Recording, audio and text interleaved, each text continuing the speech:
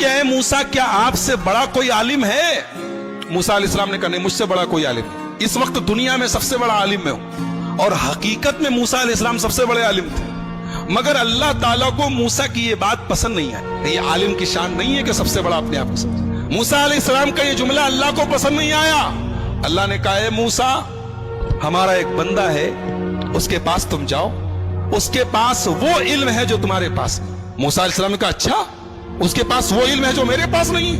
ठीक है, मैं जाता हूं उसके पास, सीखता हूं उससे। कहां मिलेगा वो? अल्लाह ने कहा, वो तुम्हें मिलेगा मजमाउल बहरैन पर, जहां दोनों दरिया आपस में मिलते हैं, वहां चले जाओ, वहां तुम्हें वो आदमी मिलेगा। चुनांचे हजरत मूसा अलैहिस्सलाम ने अपने साथी हजरत यूशा इब्न नून को लिया और पहुंचे वहां पर। वहां पे हजरत खिजर से मुलाकात हुई। हजरत खिजर कौन थे? सही बात यह है कि ये अल्लाह के नबी थे, और अल्लाह ताला ने उनको एक मखसूस इल्म दिया था कि जब कोई इंसिडेंट होता था, कोई वाकया होता था, तो उस वाकये के पीछे क्या होने वाला है, उसका अंजाम क्या होने वाला है, वो भी अल्लाह उनको बता देता था। तो जब हजरत मूसा पहुंचे उनके पास, तो बड़े अदब से कहा कि हजरत, मैं आपके पास आया हूं, आपसे कुछ सीखना चाहता हूं, क्या आप मुझे इजाजत देते हैं, मैं आपके साथ थोड़ा वक्त गुजार सकता हूं? हजरत खिजर ने कहा कि देखो, मेरे साथ तुम वक्त गुजार नहीं पाओगे, इसलिए कि मैं बहुत सा काम ऐसा करूंगा जो तुम्हें समझ में नहीं आएगा, और तुम्हें समझ में नहीं आएगा, तुम पूछोगे, तुम बर्दाश्त नहीं करोगे, पूछोगे, और मेरे साथ तुम कोई बात पूछोगे तो मैं तुम्हें अपने साथ रख नहीं सकता। हजरत मूसा ने कहा, घबराइए नहीं, मैं कुछ पूछूंगा नहीं आपसे, आप अपना काम कीजिए, मैं बस देखता रहूंगा चुपचाप। कहा ठीक है, चलो। दोनों चले। दरिया में कश्ती जा रही थी, दोनों कश्ती पर बैठे। कश्ती पर जैसे बैठे, हजरत खिजर ने हथौड़ी निकाली और तख्ती का एक तख्ता तोड़ के निकालने लगे। हजरत मूसा ने कहा, क्या कर रहे हैं आप? अरे कश्ती डूब जाएगी, सब मर जाएंगे, सबको डुबोना है क्या? कहा, मैं बोला था कि तुम सब्र नहीं कर पाओगे, तुम बर्दाश्त नहीं कर पाओगे, बोलोगे जरूर। कहा कि अच्छा माफ कीजिए, मैं भूल गया था, अब कुछ नहीं पूछूंगा, अब आप जो करना हो कीजिए, मैं कुछ पूछूंगा नहीं। और आगे बढ़े, कश्ती से उतरे, एक गांव में पहुंचे। गांव में 15 साल का 16 साल का एक लड़का था, अच्छा खासा टहल रहा था। उसको हजरत खिजर ने पकड़ा, उसकी गर्दन घुमा दी, मर गया वो, वहीं पे मर गया वो। कहा, अरे अक़तल्त नफ्सन ज़किय्यतन बिग़ैरि नफ्स, एक मासूम बच्चे को मार डाला आपने। क़ाल अलम अक़ुल लक इन्नक लन तस्ततिय मइय सब्रा, कहा कि मैं जानता तो तुम सब्र नहीं कर पाओगे मेरे साथ, तुम बर्दाश्त नहीं कर पाओगे। कहा अच्छा माफ कीजिए, अब आखिरी चांस दे दीजिए, अब अगर मैं कुछ पूछूंगा आप मुझे छोड़ दीजिए, आप अपने रास्ते में अपने रास्ते। कहा ठीक है।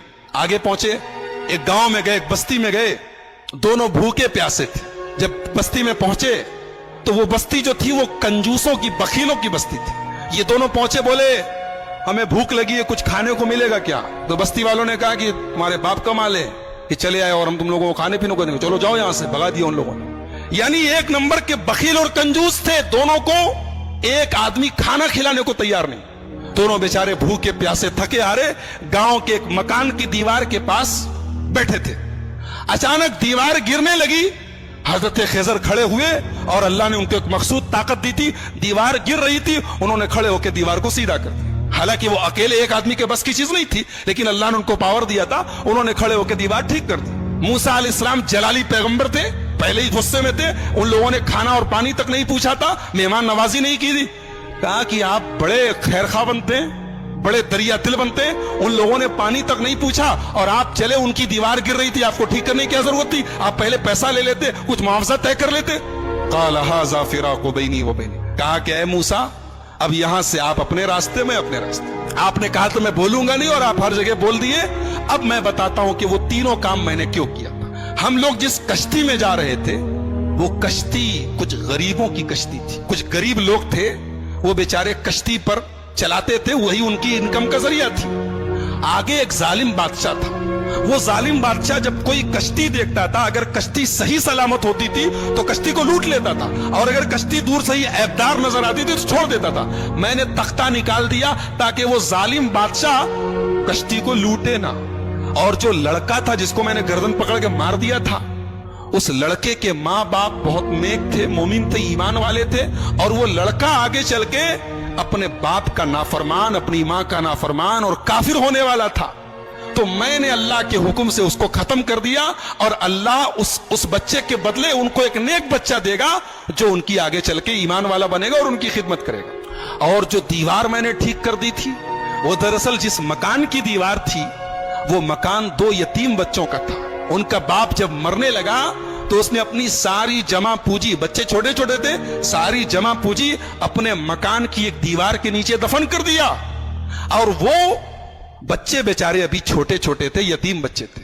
अगर दीवार गिर जाती तो वो बस्ती जो थी, गांव वाले 1 नंबर के हरीस और लालची और बखील लोग थे, हमें एक गिलास पानी तक नहीं पूछा, वो दीवार के नीचे का सारा खजाना लूट लेते और वो बेचारे यतीम बच्चों का हक मारा जाता। तो अल्लाह के हुक्म से मैंने दीवार को ठीक कर दिया ताकि जब बच्चे बड़े हो जाएं तो फिर अल्लाह ताला उनके बाप का खजाना उन्हें पहुंचा दे। और अल्लाह ने ऐसा क्यों किया? इसलिए कि उन दोनों बच्चों का जो बाप था वो बहुत नेक था। नेक बाप की औलाद परेशानी में पड़े ये अल्लाह ताला ने पसंद नहीं किया।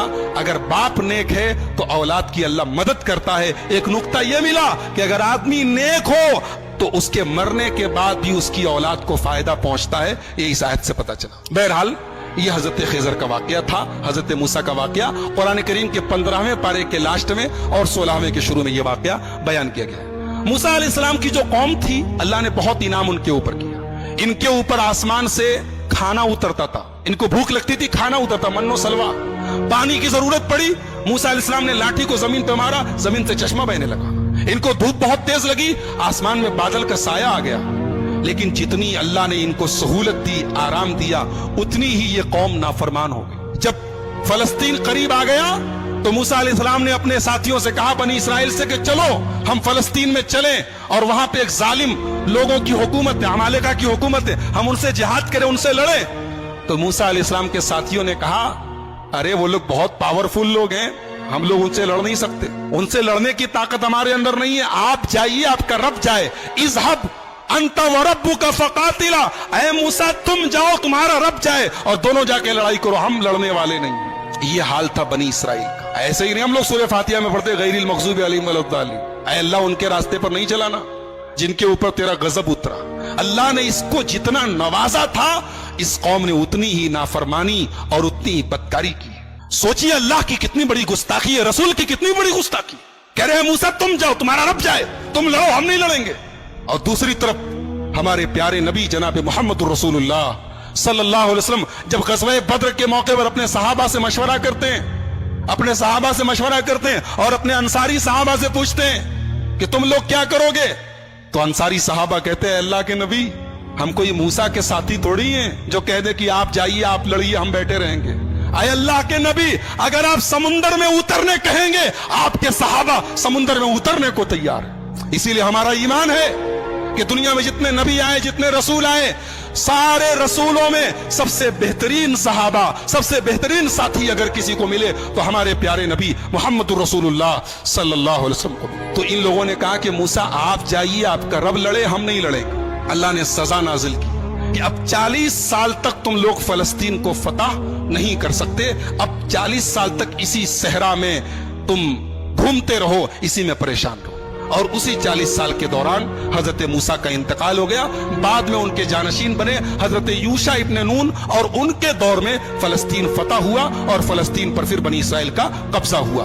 तो ये चूंकि हजरत मूसा की जिंदगी के बाद का वाकया है, इसलिए वो हमारी गुफ्तगू का टॉपिक नहीं है। हजरत मूसा की जिंदगी में हमारे लिए बहुत सारी इबरत और नसीहत है। सबसे बड़ा सबक ये है, जिसको अल्लाह रखे उसको कौन चखे, जिसको अल्लाह रखे उसको कौन चखे। मूसा अलैहिस्सलाम पानी में उनकी मां डाल देती है, लेकिन अल्लाह ने कैसे बचाया है। और फिरौन जो उनका दुश्मन था, उसके दरबार में अल्लाह ने उनको उनकी परवरिश करवाई है। और फिर अल्लाह ने उस मौके पर जब मूसा की पूरी कौम, मूसा अलैहिस्सलाम की पूरी कौम कहती है कि हम पकड़ लिए जाएंगे, गिरफ्तार हो जाएंगे, लेकिन हजरत मूसा ने अल्लाह की जात पर ऐसा भरोसा और यकीन रखा कि अल्लाह ने उनके भरोसे की लाज रखी और समुंदर के अंदर, दरिया के अंदर रास्ता बना दिया। तो मेरे भाइयों, बहुत सारे सबक हैं, बहुत सारी इबरतें हैं, नसीहतें हैं। आइए हम अल्लाह से दुआ करें, अल्लाह ताला इस जलीलुल क़द्र पैगंबर की सीरत को हम सबको समझने की और इससे जो इबरतें, नसीहतें हासिल हो रही हैं, उन्हें अपनाने की तौफीक अता फरमाए। रब्बुल आलमीन हमें नबियों के वाक़यात को पढ़ने और सुनने की तौफीक अता फरमाए।